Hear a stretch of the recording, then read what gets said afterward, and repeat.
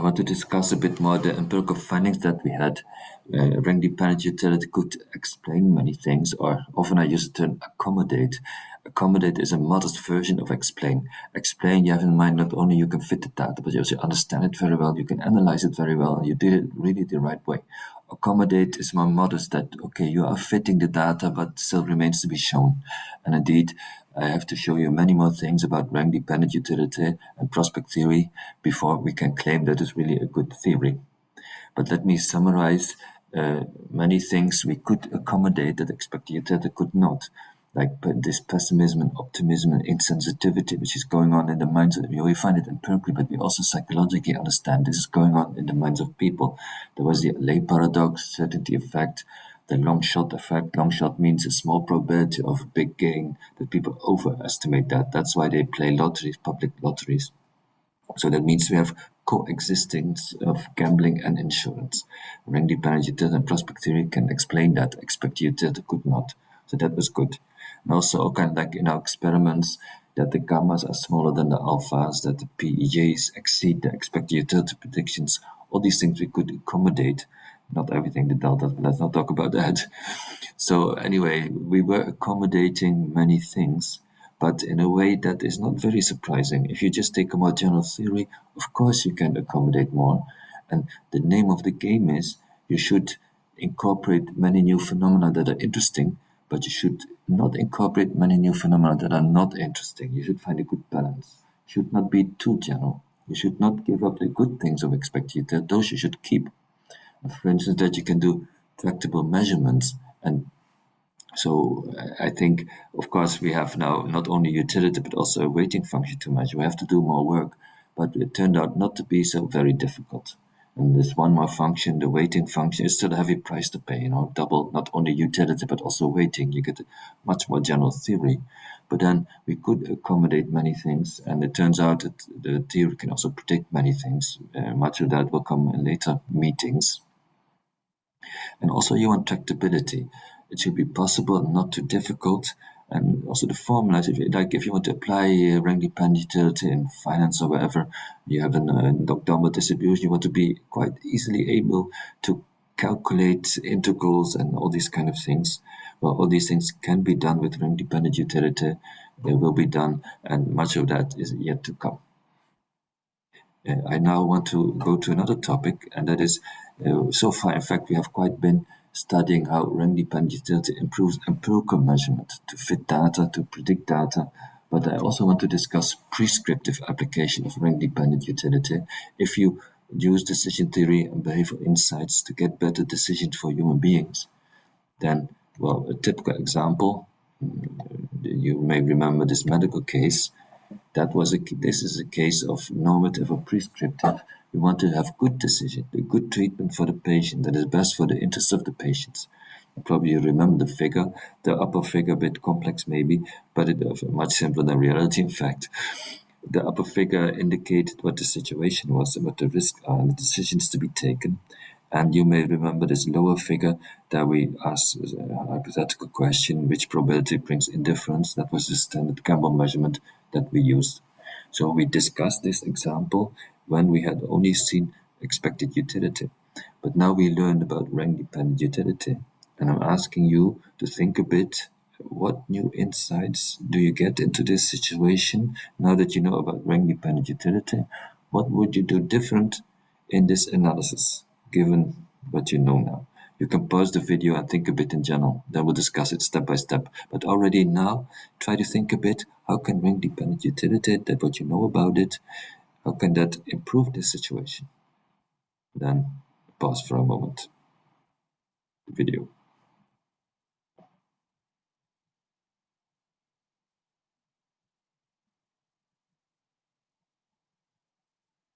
So I don't know what you made up in your mind at first, but of course, rank-dependent utility says there's a probability weighting. It's empirically realistic, it's existing. So then how can we use the probability weighting function here to improve things? Probably we will bring it in one place or the other. So where in this situation would you bring in probability weighting to get better results, better insights? And again, With this more concrete question, again, pause the video and think about how could probability weighting be used to bring improvements here, and then come back.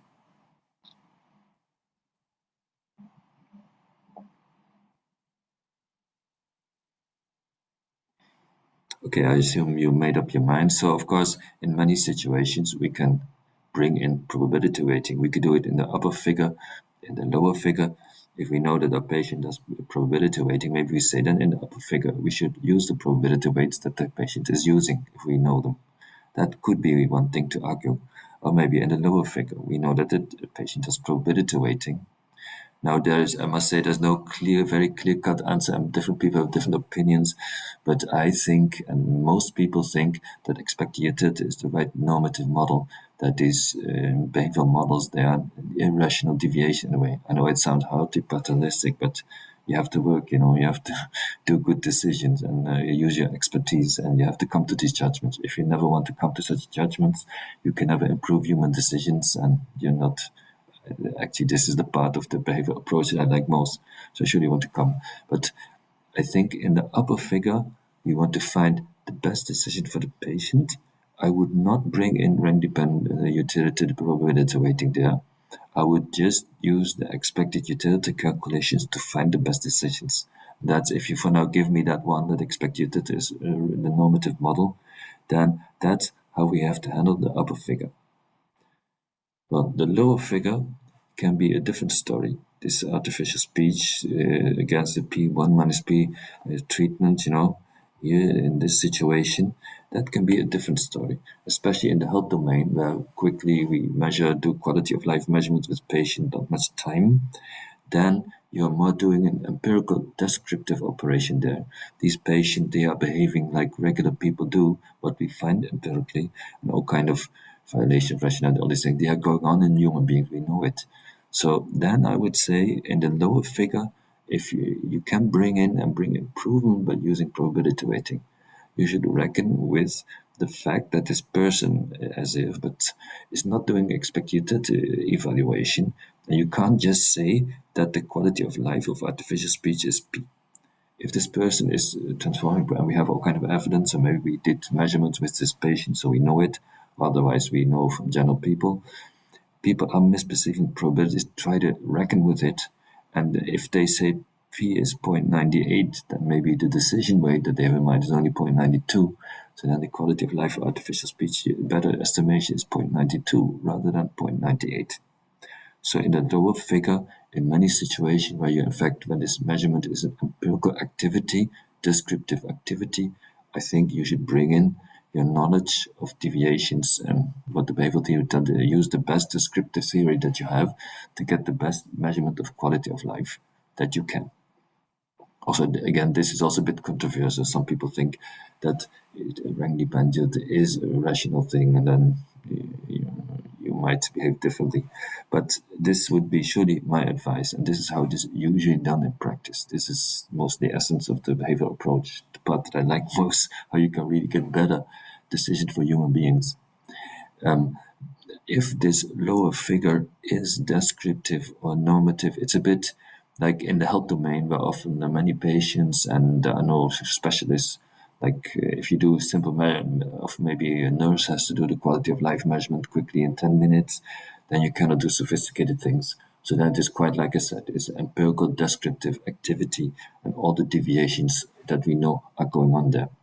But in other, like if you do consultancy with big companies and you're talking with CEO, some very high level, rational, wise people, although maybe they don't know so much about decision theory and all the biases that we know are still going on, then you work more interactively. Then you may not accept probability weighting as it is.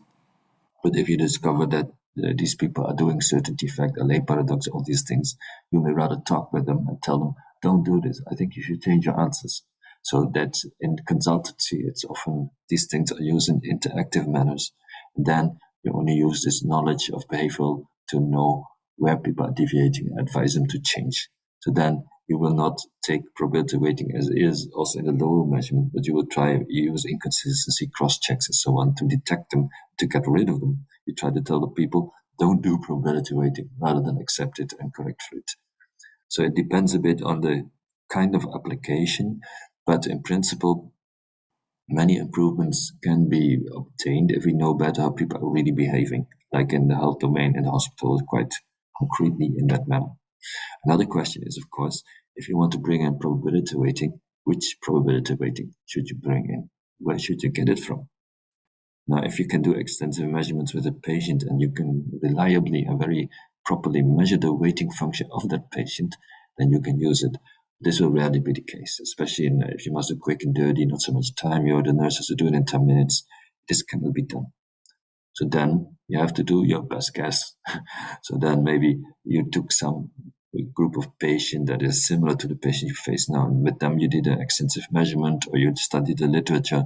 You just come up with the best guess that you have, the best information that you have available. But I think surely just ignoring rank-dependent utility, just doing expected utility, just assuming that it's linear, that is not the best guess. So I think you cannot ignore. You have to do, as difficult as it is, you must bring in your best guess then. So that would be the way to proceed. Now, in the upper figure, I already told you, like in this figure, I would not bring in rank dependence and probability weighting because I think it is irrational. But maybe there are other people who think it can be rational. Then they should find, maybe they say, we do a very careful measurement of the decision maker, patient, whoever it is, and whatever probability weighting function we find there, that we use also in the normative applications. I am pessimistic about it, but in principle, this is conceivable. Anyway, these were some discussions of the normative prescriptive implications, what we can learn from rank-dependent utility. And then here I'm going to stop the recording. More theory to come.